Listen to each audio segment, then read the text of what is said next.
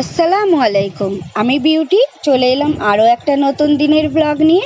সবাই কেমন আছো? তো সকলে থেকো, সঙ্গে থেকো আর পুরো ভিডিওটা দেখো, কেউ স্কিপ করো না।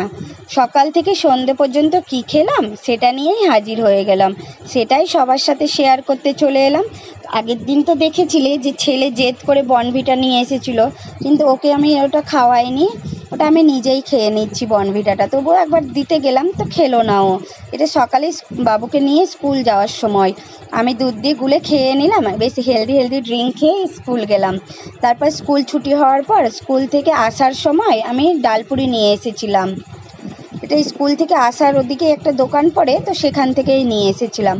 স্কুল থেকে আসার পর ডালপুরিটা আমি রেখে দিয়েছিলাম। তারপর সমস্ত কাজ সেরে, মানে ঘরের কাজগুলো সেরে, কাপড় টাপড় কাচা, তারপর ঘর মোছা, ঝাড় দেওয়া, বাসন দেওয়া, এগুলো সব সারার পর বাবুকে স্নান করিয়ে দিয়েছিলাম। তারপর আমিও স্নান করে নিয়েছিলাম।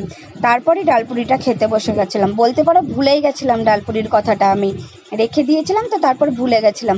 যে স্নান করার পর মা বললো, তারপর আবার নিয়ে বসে পড়লাম। তো বাবুকে একটা খাওয়ালাম, ও খায়নি অবশ্য, অর্ধেকটা খেয়েছে আর অর্ধেকটা জলের মধ্যে দিয়ে দিয়েছে। বুঝতেই পারছো ময়দার জিনিস জলের মধ্যে দিয়ে দিলে কি নরম হয়ে যায়, তো ওটা আর খাওয়া গেল না, ওটা ফেলে দিলাম। তারপর অনেকক্ষণ আনা হয়ে গিয়েছিল, তো একটু শক্ত হয়ে গিয়েছিল, ময়দার জিনিস তো বুঝতেই পারছো, একটু শক্ত হয়ে গিয়েছিল, মানে হালকাভাবে টেনে আমি ছিঁড়তে পারছিলাম না, একটু জোর লাগাতে হয়েছে।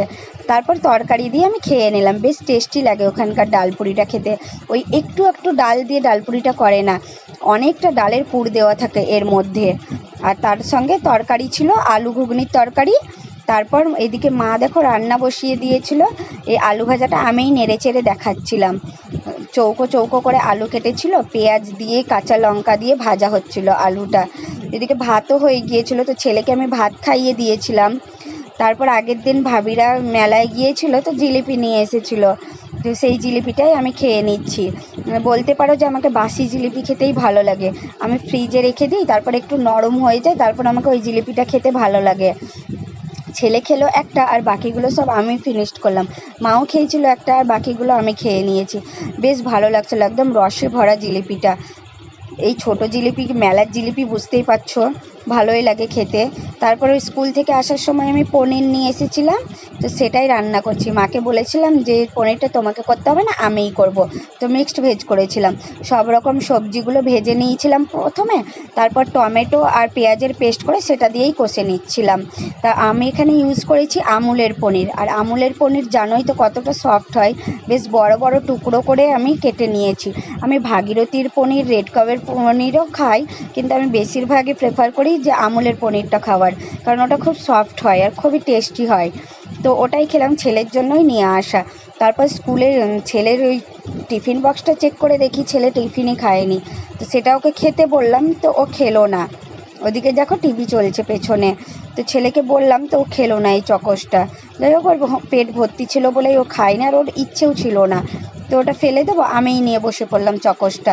ভেতরে ক্যাডবেরি দেওয়া ছিল এই চকসটাতে, দারুণ খেতে লাগছিলো। এই বাটি ভর্তি চকস ছিল না কিন্তু, এক প্যাকেটের চকস 10 টাকা দামের চকস ছিল, কয়েকটা পিসই ছিল। তারপর লাঞ্চও রেডি হয়ে গিয়েছিল। লাঞ্চে ছিল গরম গরম সাদা ভাত, তার সঙ্গে ছিল ডাল। আজকে মুসুর ডাল হয়নি, কলাইয়ের ডাল হয়েছে। বাবা কলাইয়ের ডাল নিয়ে এসেছিলো, তো সেটাই মা টমেটো দিয়ে টক করেছিল। আমি এই প্রথম কলাইয়ের ডাল খাচ্ছি। আর তার সাথে ছিল আলু ভাজা, এটা তো তোমরা দেখলেই, বেশ লাল লাল করে ভাজা হয়েছে দেখো। আর তার সাথে ছিল আমার স্পেশাল মিক্সড ভেজ। এই মিক্সড ভেজে আমি সবজি ইউজ করেছি আলু, গাজর, ক্যাপসিকাম, ফুলকপি আর পনির। এইগুলো দিয়ে আমি মিক্সড ভেজটা করেছি।